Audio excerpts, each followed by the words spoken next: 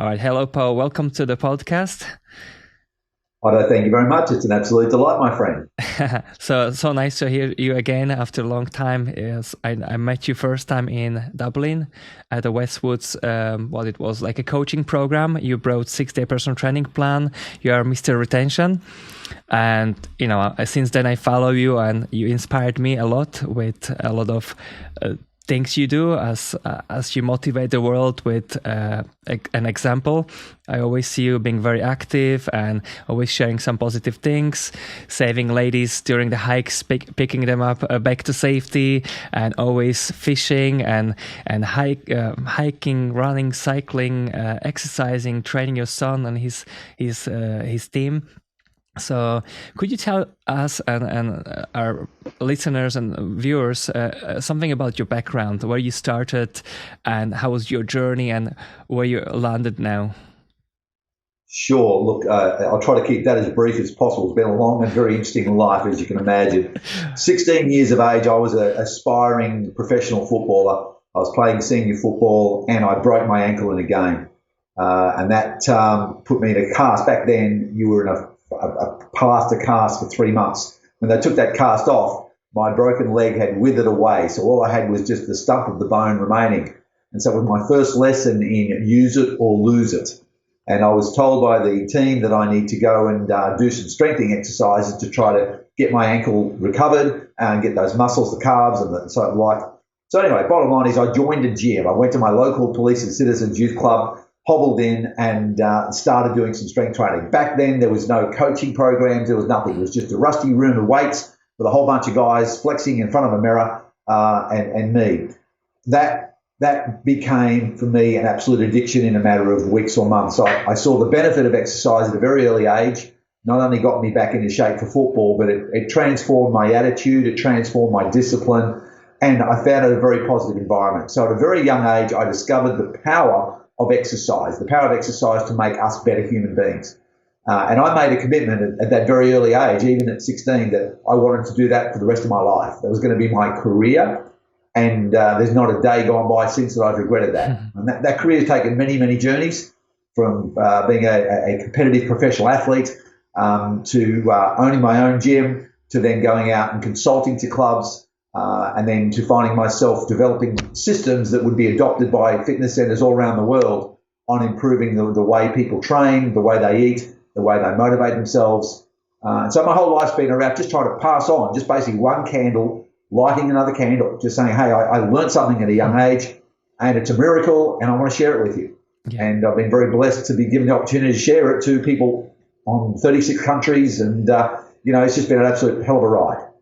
Yeah, that's interesting. Yeah, I've seen some of your posts. You traveled with your family around the world and you were talking about fitness. What was that about? Okay, you're talking about the 50 sports in 50 weeks mission.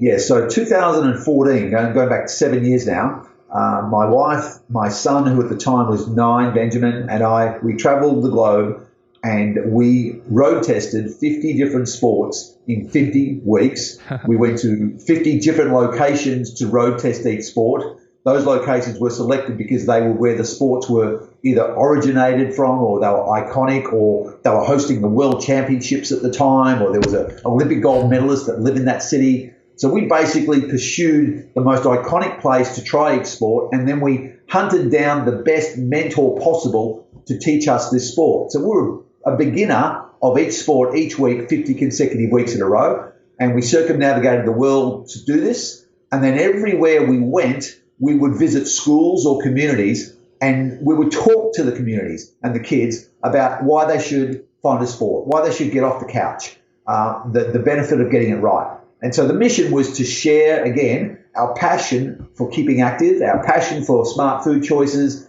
our passion for being active as a family, and trying to see if we could inspire others to do the same thing. And it was a hell of a ride too.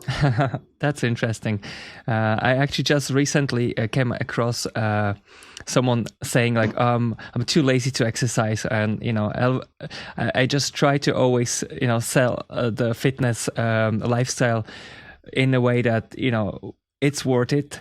you just have to have it down because you might live 14 to 20 years longer just because you will be focusing on those activities like exercising, eating healthy, no alcohol, no smoking cigarettes. How there's a lot of evidence, but some people, even if they being told like you can live up to 20 years longer and have a more quality life, they still go like, I don't know, I don't have time, I'm too lazy, it's too late for me. What would you say to these people? Interesting question. I mean, you're a great role model too. I've been following you since we met many years ago, and you get it. Not everyone gets it because they've never had it. Probably the hardest thing to do is to get somebody started. And that's why when I created my face-to-face fitness system back in 1997, it was to get people off to a good start, knowing how difficult it is to get started. I recently lost a friend, a very dear friend of mine in the fitness industry sadly passed away. That's right, to hear that. Yes, and it reminded me that there are 5 stages of grieving. Well, I actually think there are 5 stages of fitness that are identical to those 5 stages of grieving, because the first stage of grieving is denial. And I think the first stage of fitness is denial, right? You either deny that you're capable, you deny it's worth it, you deny it's possible. You put up all these barriers saying why it can't be. And then you get angry when you realize actually it has to be, but I still don't want to do it. So the anger is the second stage. And then you go through this debate, you go through this negotiation with yourself. You start to work out, well, I don't want to give up alcohol, but I don't smoke, so I'm already halfway there. So if I started walking instead of lifting weights, maybe that would be a good start. And so people start to wrestle with what's acceptable. Yes. And that is the next stage, is acceptance. Yes. To actually say, great, this is good for me, this works for me. And then finally, of course, in grieving, there's the healing process. You don't forget, but you learn to live with it. And you and I, we've learned to live with fitness in a way we couldn't live without it. Yes. And the people right now saying, I can't do it, they're just in denial. And we have to accept that they're not wrong. They're right about where they are right now. And it's up to people like you and I to help kind of smooth the waters ahead of them so they can get to the next stage. That stage of, okay, I'm going to get angry with myself. I'm going to take it seriously, and then I'm going to negotiate a pathway that's actually acceptable. That's right. Yeah. And by doing that, I can then learn to live with this and make fitness a part of my life. And who knows, maybe one day they'll end up running a half marathon, which, by the way, I've never done. All right, I don't claim to be a super at anything. Yes. I was a beginner for 50 weeks in a row. I wasn't a genius at 50 sports. I was a beginner at 50 sports. I had a lot of fun doing it. My son had a lot of fun doing it. We don't claim to know how to play ice hockey like the NFL champion who taught us. We don't claim to be able to ice climb like the Canadian champion who taught us. We just tried them. And then we found a couple of sports we love so much, we decided to make them our regular thing. And that's what I say to everybody. Don't do what I do. Do what you do. Do what works for you. That's the negotiation. That's the finding the place that you can live with, that you can accept. And then one day branch out if you feel you need to. But don't let denial be the end of it. That's just the first stage. Yes. In fairness, from all of my experience of exercising, it's been a few gaps where I stopped exercising, and that was the time I was most depressed, and my life was going upside down, doing all sorts of addictions and all these type of things, where exercise helped me to filter it and sort of get myself. We're breaking up. Okay, hold on. Are we back on?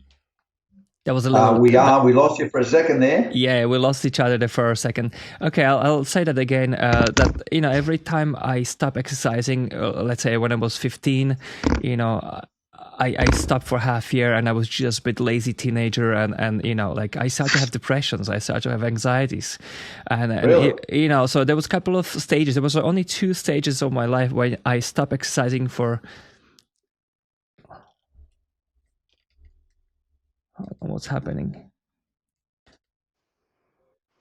I'm not sure if it's your connection or my connection. I did that last time. Just sorry, all our listeners. I just moved us onto my mobile hotspot so we don't get Wi-Fi interrupted again, because the Wi-Fi is notorious. It's already got us once. I just shifted myself over to a different internet service. Please continue. That's a very serious story you're telling us. So yeah, I was just saying how every time I stopped exercising, there was maybe 2 times in my life for half year where I completely stopped. So.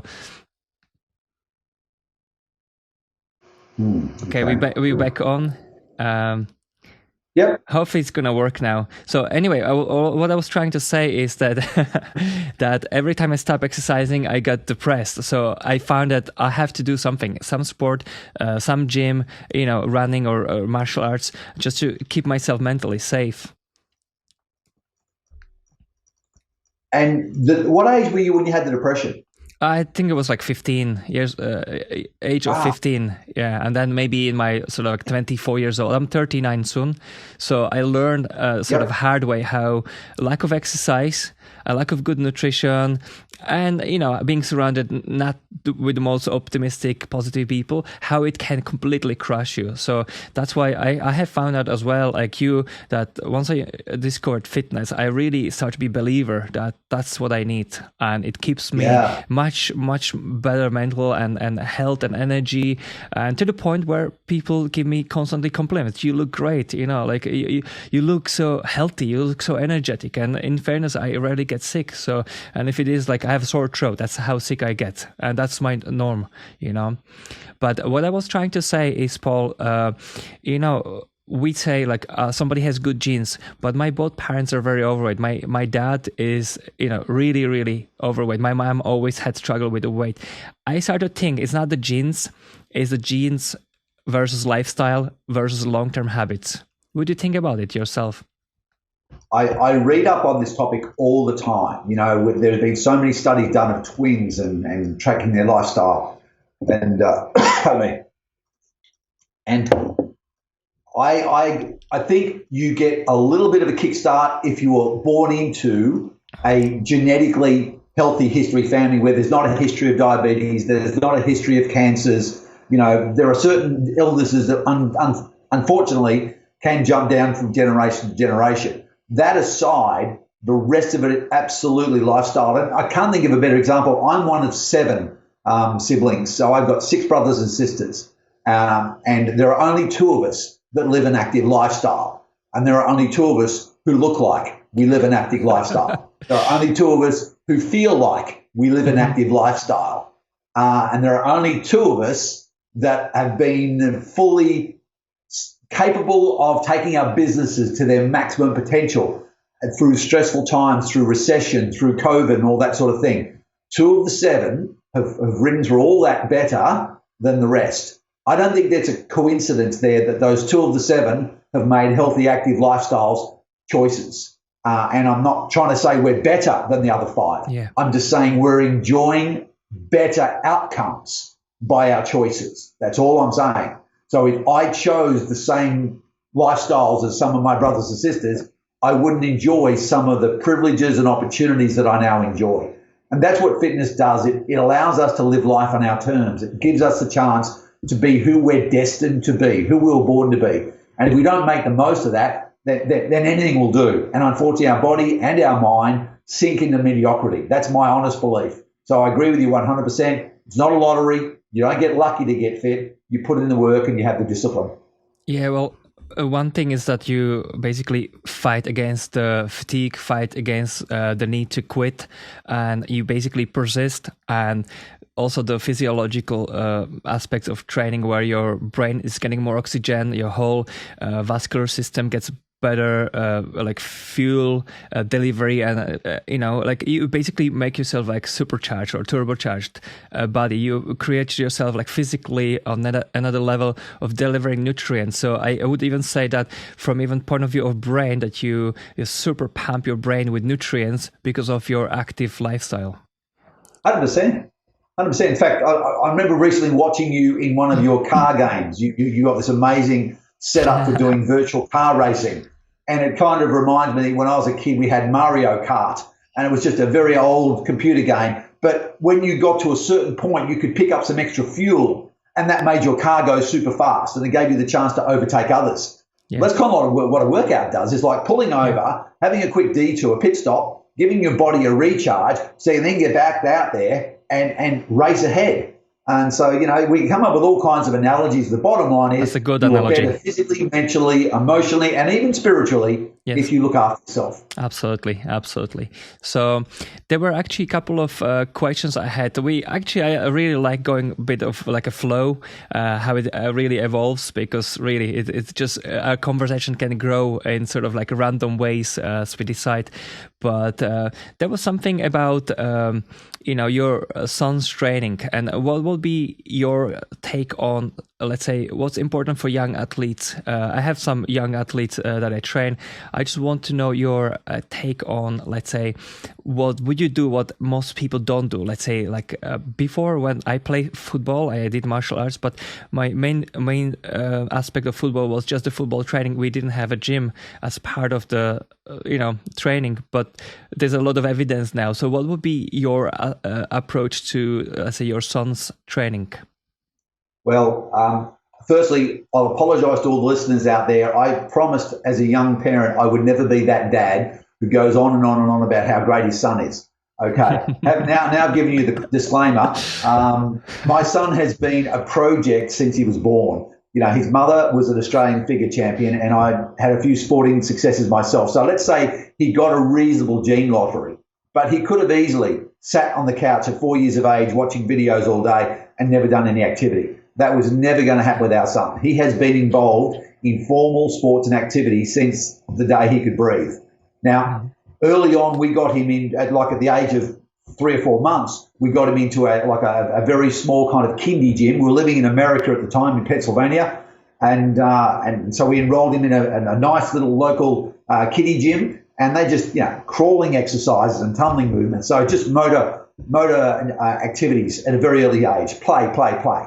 And then gymnastics. We definitely got him into gymnastics early on, and we had a goal to get him to a certain level of gymnastics and then stop. That was always the plan. We got exactly that goal. So we got to what's called level 5. Any of the gymnasts out there, you'll know that when you go from level 5 to level 6, the amount of training hours requires almost doubles. Yes. And as parents, we weren't prepared to sit and watch our son train 20 hours a week. We weren't prepared to drive 5 nights a week to the gymnastics studio. We weren't prepared to put our whole lives on hold for this one sport. We weren't willing to make the investment of that cost just so he might win a medal somewhere sometime. It's not a sport that we aspire that he could be the greatest at. And there are some great gymnasts out there willing to pay that price, and I congratulate you. That wasn't our choice. So bottom line is we got gymnastics as a base. And I'm not saying everyone out there sign your child up to gymnastics. But there are a number of sports that are led by great mentors that provide mental and physical skills and discipline to early adolescents that sets them up for the rest of their life. We could probably name 3 or 4 right away. You good old martial arts, karate, judo, taekwondo, boxing even. We in our 50 sports, we met a bunch of kids in Africa who were boxing 5 days a week to kick them off the streets, to keep them out of trouble, to keep them out of fights. Yes. They got into a ring. How crazy is that? But it works. Yeah. Mentors, discipline, skills, physical exertion. So bottom line is my son has always had a pathway that has been designed to give him physical development. And then along the way, I have been his resistance training coach since he was about 4. Yeah, I'd say 4. And a lot of people will go, oh, my God, you do not do resistance training on 4-year-olds. Well, again, if you visit a gymnastics studio, you'll blow that theory out of the water straight away, okay? You got kids in there doing chin-ups on high bars and all sorts of stuff. Don't tell me that loading muscles at an early age tears children apart. Do it sensibly. Yes. Understand there's connective tissue that still has to grow. Understand there's cartilage that still needs to, growth plate that still needs to solidify. I get all that. I understand the science. But we have methodically involved our son in resistance training since a very early age with 3 goals. Make sure he had joint integrity. Make sure he could be muscular enough to be athletic in any sport he chose to do, and minimise the risk of injury should he take up high-impact sports like I play, Australian rules football. And he has taken up Australian rules football, not by my coaxing. He decided for himself. He decided for himself. Pardon me. There's a bit of camaraderie as well, so it's a bit of like a team sport where, there's a bit of friendship and pushing together and having mentors as well. So it's a good environment. Absolutely. I think, of all the 50 sports we didn't do Australian rules because we already knew it. There are many other great team sports around the world. There are many other great solo sports around the world. But here in Australia, we have a very unique sport called Australian rules football. It's pretty well only played here. We don't want to share it with the rest of the world. We're very greedy like that. When we get something really good, we'll give you our Vegemite and our Foster's beer, but we won't let you have our best sport. Yes. Okay. We'll let you have garlic football. That's kind of a compromise. But Aussie rules, that's ours, and that's what my son plays. So, yes. So to get to modern day, he's very good at the game, and he works very hard at the game. And we've made a conscious commitment to guide him towards hopefully being a professional athlete in that sport. It's a very, very, very small chance that he'll make it because there are so many really good athletes with the same aspiration. Exactly. But when he does get there, if he does get there, it'll be because he worked his butt off at it. It won't be through luck. It won't be through cherry-picking opportunities. It'll be because he was the hardest working kid on the track who made the most of what he's got. And thankfully, the foundation we gave him early on put him in good stead to do so. Even though he had good genes to start with. Yeah, and again, he got some good genes to start with. We don't have a history of many diseases that other families might have, and we've always eaten well too. That's the other side of it. That's a very important part of it. And he's learned about food choices since he had teeth. Yes. So, yeah. So that's the kind of up to now history of it. And then, of course, now, we have a very detailed approach on how we train him, why we train him, and his teammates. And so far, so good. Yeah, thanks for that. It's very interesting to hear your take on this. I always believe like when you have a young body and it's just forming itself and you put stress on it, I think it's even more fundamentally important than starting to exercise in the age of 20 out of necessity because somebody's overweight, feeling fatigued, depressed, and starting like missing on those 15, 20 years. We're actually born to be active. So if you think about it, we exercise since we're born. We learn how to crawl, how to sit up, how to stand up, how to walk, how to run, how to jump. So we actually are designed to be evolving constantly. So in my theory, the bone density, the muscular potential, I think when you challenge the young body beyond that comfort zone, you're already building up something which you will not get if you skip that childhood development and only start exercising when you are 30, 40. What do you think about it? Oh, Otto, 100%. You're absolutely right. And that was the motivation for doing the 50 Sports mission was my whole fitness career was fixing adults who didn't get it right when they were kids and teenagers. Every day I'd be signing up a member in one of the gyms that I owned or operated, and they'd be saying, can you help me lose weight? Can you help me fix my shoulder? Can you help me fix my knees? It was trying to fix broken parts on people who, unfortunately, didn't look after themselves when it mattered.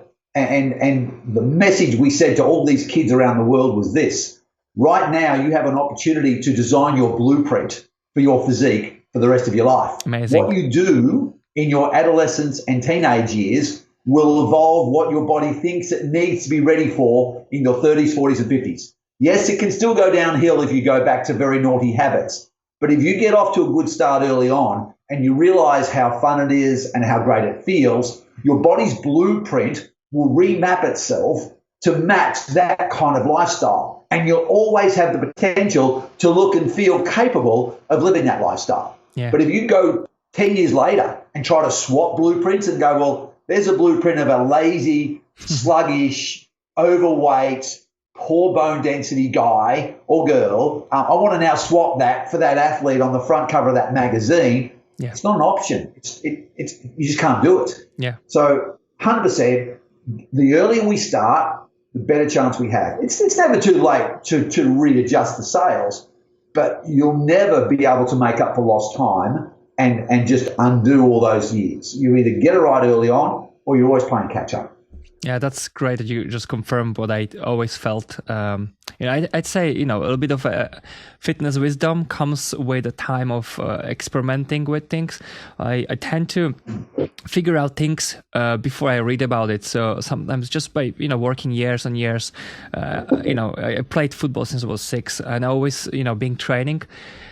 and combine different sports, team sports, solo stuff. But it was for me very interesting to figure out something, how our body works, and have a understanding, and then just later on reading it in the book just to confirm it. I was like, oh, that's interesting. So I think sometimes when you tune into your body and you know your stuff, you start exploring deeper levels of understanding.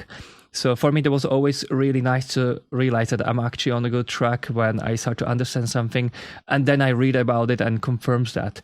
But that's now what you said about, the children, how to develop rather than fixing, broken adults. To actually, it almost makes sense to educate parents and kids more than so the population which kind of lost. But are they really lost? Like the benefits of starting even late age, especially.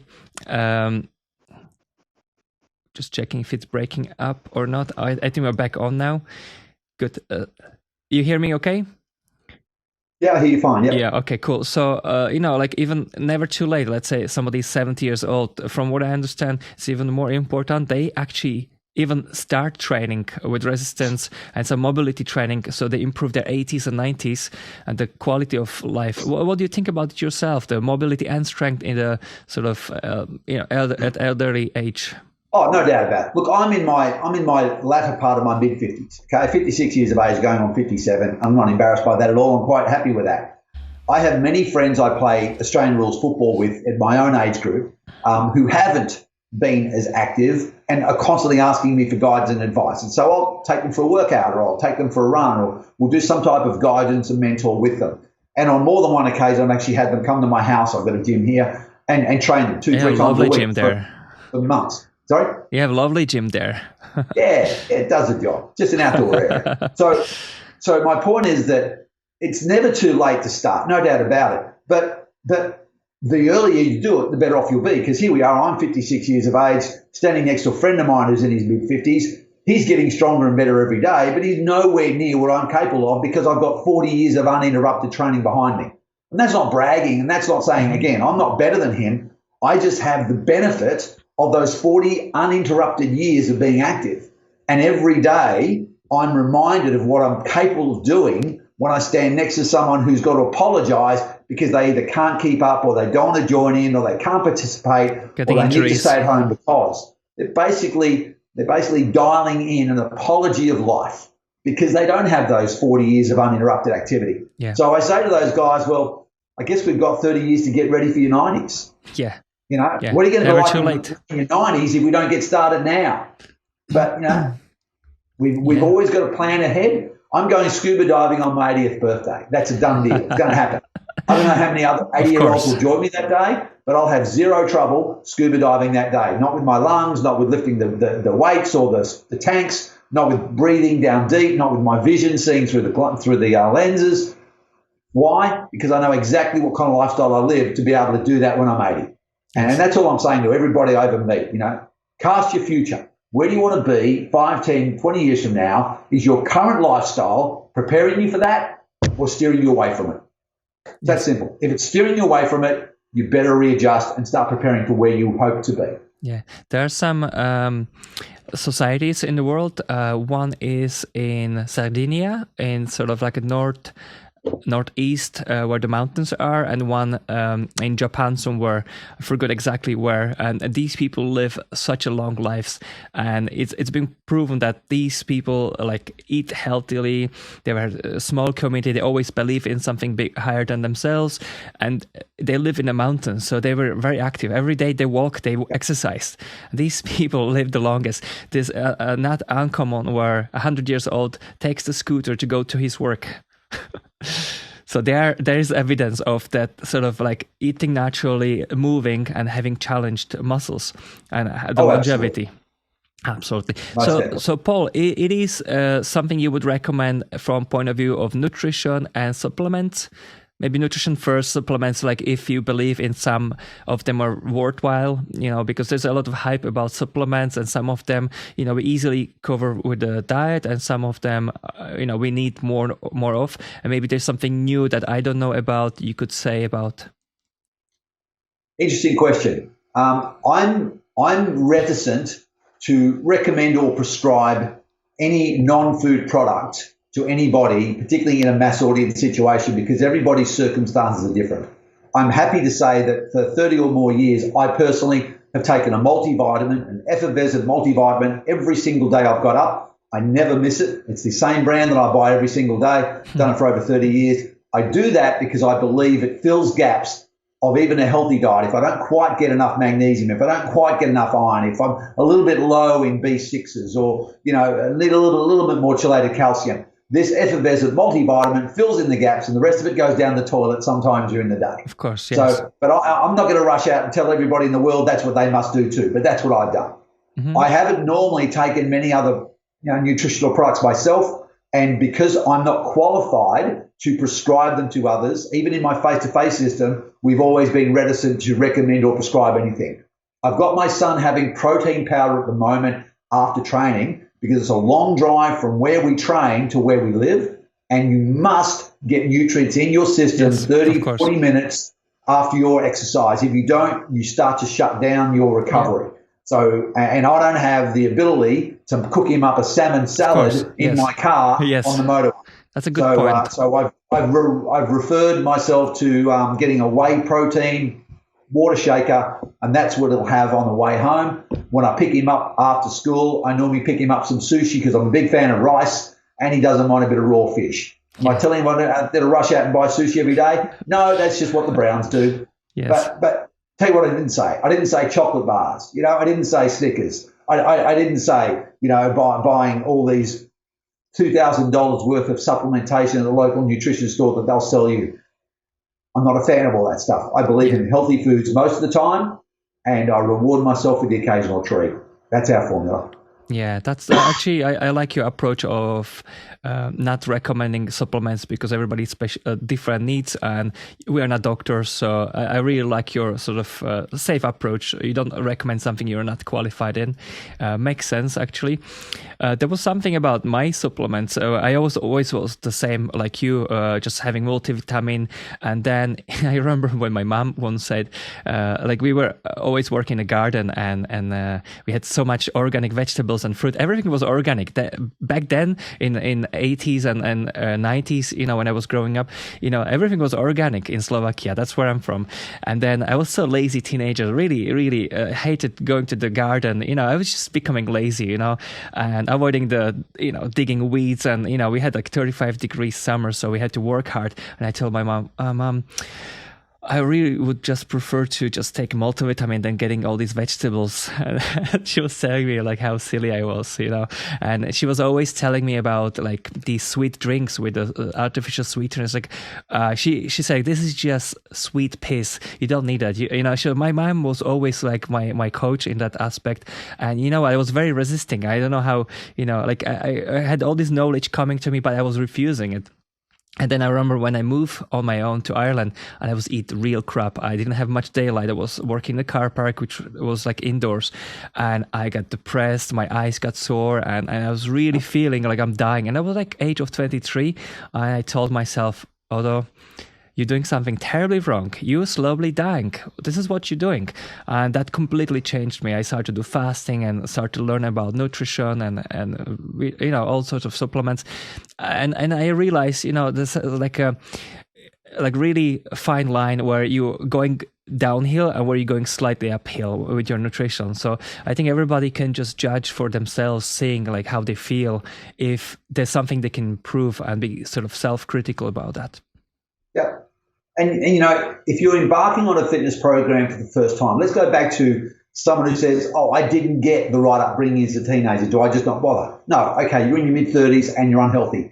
Get active. Do it gradually. Get coaching, get advice. And you know what? Go 100%. See your doctor. Just get a general checkup. Get blood work. Just get your iron levels checked. Just do a basic checkup. Just go and treat it like you're buying a new car or a second-hand car, and you want the mechanic to check over it to see if there's anything about the car that needs repairing before you buy it or take it for a drive.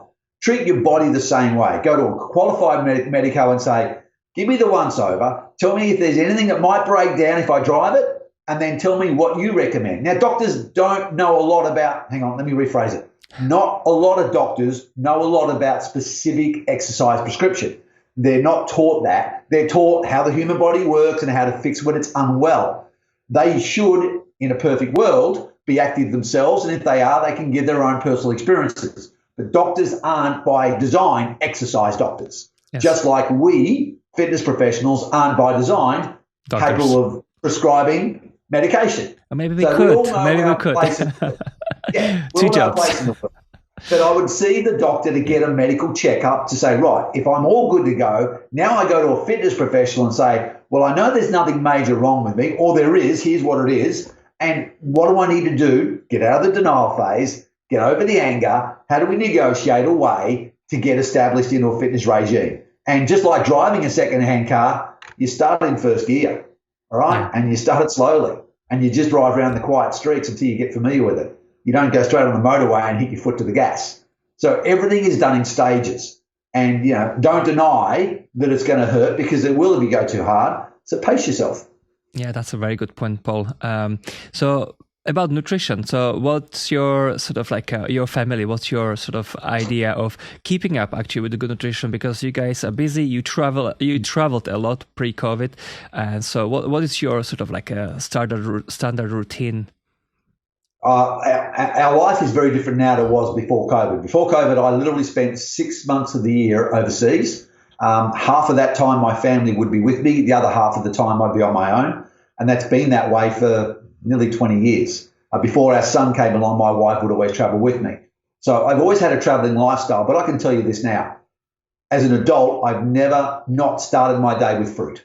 And in this household, every morning before I get out of bed, my wife's up before me, chopping up today's fruit. Every morning, my son, my wife, and I are sitting there with our fruit platter. Then the protein. So it's whether I'm making up omelets, whether I'm making up scrambled eggs, whether it's going to be a salmon bagel for the morning, whether it's going to be ham and cheese. So there's always fruit first, then there's the protein. The protein to give us the ability to strengthen the muscles up and repair the tissue and to fix our appetite so we're not hungry by 9 o'clock. Okay. Mid-morning, there's always a nice light snack, maybe some crackers or something with some salad. And then lunchtime, I'm not going to go on and tell you about everything we do. I'll certainly tell you this. We have a pattern. We have a routine. Yeah. And we predict what we're going to have the day or two before, so we make sure we have the ingredients necessary. Today, we just had a lockdown for COVID here in Queensland. So just before lockdown, I went to the supermarket and topped up on the proteins that I need for the next 3 days. So tonight we had spaghetti bolognese. I can tell you tomorrow night exactly what we're going to be having, chicken wings with some salad. And then the night after that, I've got something very special planned. I don't want to tell you because my wife doesn't know yet. It's going to be amazing. So I know 2 or 3 days ahead what we're going to eat because I've already planned and got the ingredients. What I've learned about nutrition is too many people eat what's available. And if there's nothing available, they go for the convenient option, which we call fast food. And that's why, the majority of the developed world is getting fatter and fatter by the minute because they're eating the food they can reach. Yeah. Not the food they can plan and prepare for. That's true. Yeah. Very interesting, actually.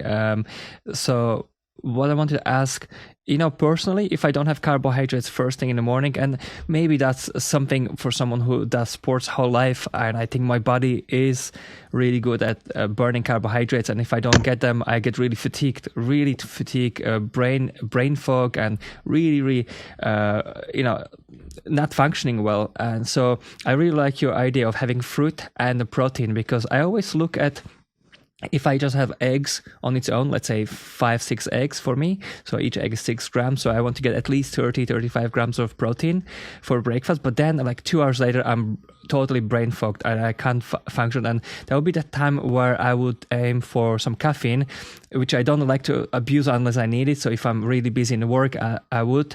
And that's in the past now. And so I really like that you said that you have fruit and then you have your protein, which would exactly really make sense to me, instead of having white flour stuff, which I don't think so it's a big problem. I don't know what you think about it, but the fruit, it's a really good idea, actually. I could talk all day about why we do it and how we do it, but it's real simple. Start every day with fruit. Yeah, so it's energizing. It's bringing the carbohydrates, the glucose into the body, lots of nutrients, vitamins, and hydration as well. So would you have fruit and immediately you have your protein, or you wait a little bit?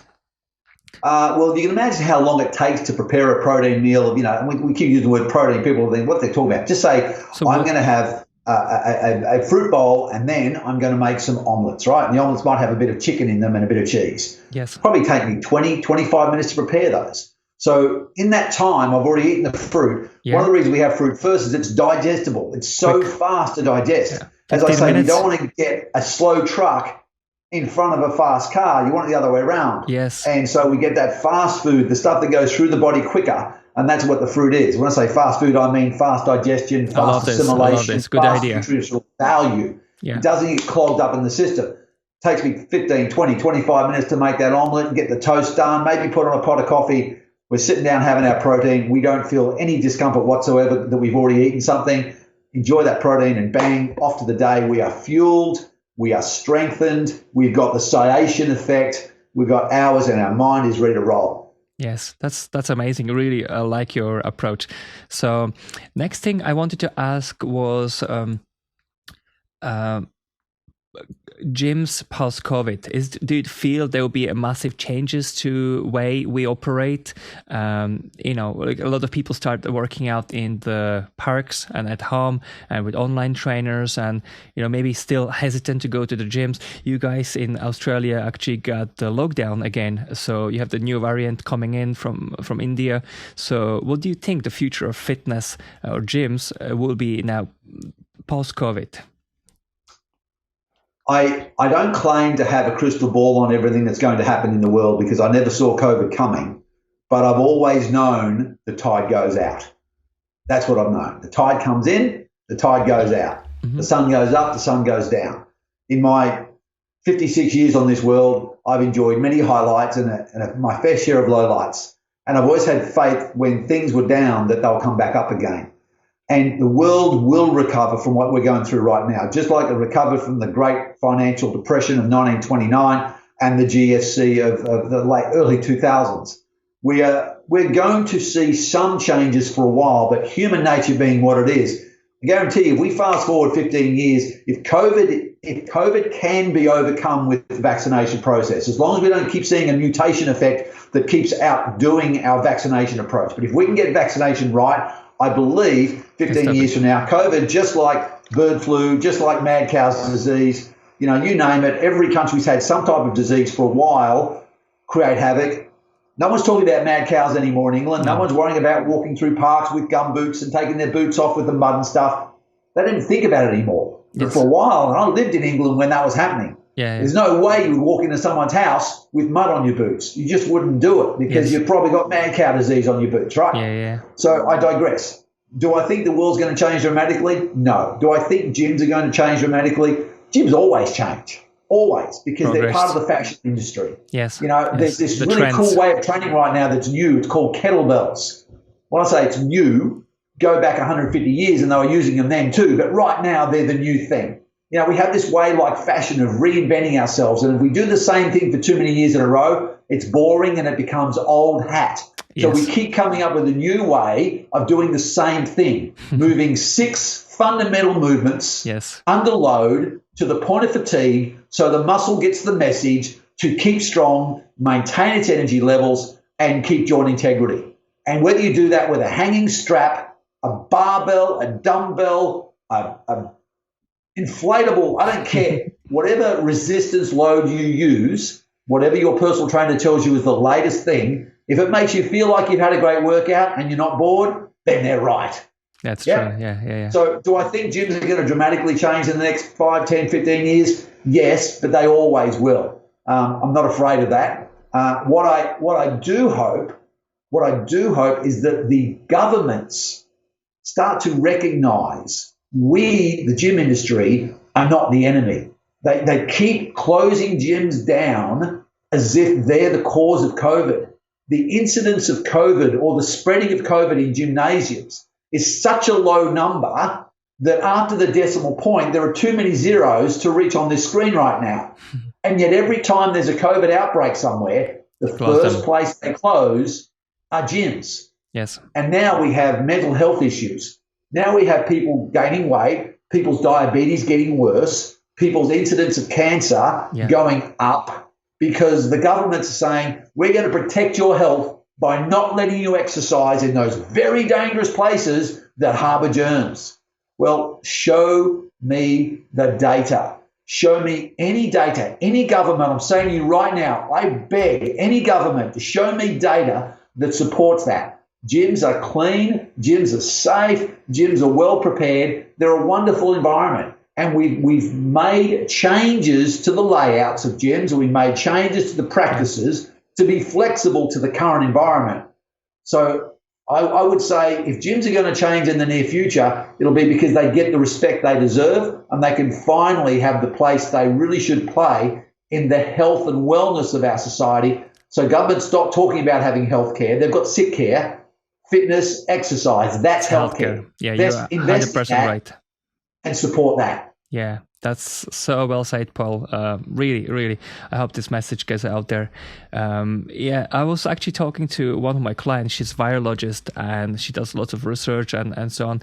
She mentioned that, the COVID it has to be a global effort, because you might have major countries vaccinated and you might have one pocket of mutations can happen. So if you allow parts of the world which will not be looked after because they can't afford it, or they will be left like the last one to look after, it will eventually backfire to the other countries which already think they're already over it. So there should be some global effort to make sure these global pandemics will be caught quickly, and we don't have to wait 2 years before we solve it. So maybe a little more effort from the leaders, instead of spending trillions for, let's say, military industry, to spend more money on health industry and like prevention of these deadly diseases. So we should be ahead of time. We should prioritize things. Well said, my friend. I couldn't agree more. There you go. So is there any final thoughts before we close this? And is there anything you want to say to our listeners, viewers? Well, probably the only thing, I didn't fully answer the question you asked about the type of training I'm doing with my son now and his teammates. Yes. So we've got several of his 16-year-old teammates playing Australian rules football that now come along and join me in training occasionally. I don't charge them a penny for this. It's just my absolute pleasure to share what I can do with those boys. And, I'm a fisherman as well. And in fishing, we have a saying, match the hatch. That is, the bait you use should match the food that's already available in the waters of the fish you're trying to catch. You don't introduce something foreign. You say, right, well, if they're already eating little green bugs, I need a lure that looks like a little green bug. And if there's been tiny butterflies hatch and the trout are eating those, I need a lure or a fly that looks like a tiny butterfly. And if there's a big old cod in there, then he eats frogs, guess what? I need a rubber frog. Yeah. And it's the same. Every individual I meet, every young boy who comes to me who wants to train, or young lady, I've got to match them. I can't say, here's an off-the-shelf program that you should do. There are rules that apply to everybody. Everybody, if your arm can do this, there are certain rules to make it do it better. If you can't move your arm, well, there are rules about that too. But at the end of the day, whatever I get each of those young people to do, I've got to make sure they want to do it. The exercise you do is so much better than the exercise you don't. And so I try to match what I give them to their personality, to their body shape, and of course, to what they want to be capable of doing. And, in the game of Australian rules football, there are many different physical disciplines required: strength, acceleration, explosiveness, the ability to vertical leap. Yep. So there are many different aspirations that they have. So I try to make sure that as I'm training them, I make sure they know what they're doing and why they're doing it. So I don't bore them with Latin words like, this is going to work your rectus femoris. No. This is going to help you kick that ball 5 meters further and straighter. And I focus that in every time. Repetition. Let's kick further. Let's kick straighter. So they may not ever know the name of the muscle they just fatigued, but they'll sure know what that muscle is now capable of. Yeah. So match the hatch. Make sure the exercise you give or choose to do is compatible with your likes and dislikes, with your physicality and your aspirations of what you want to be able to do. And then if you do that, you'll never get bored. It'll never feel like training ever again. It'll always feel like playing. That's amazing, Paul. Really well said. Really appreciate you being here today and sharing your knowledge. And I hope we could chat again soon and have another topics and share more knowledge with people. I appreciate the invitation. I'm quite honoured that you've invited me to have this chat, and I've learned a bit from you as well. So good for you. Thank you very, very much. Thank you so much. Talk to you soon. Bye bye. Ciao, ciao.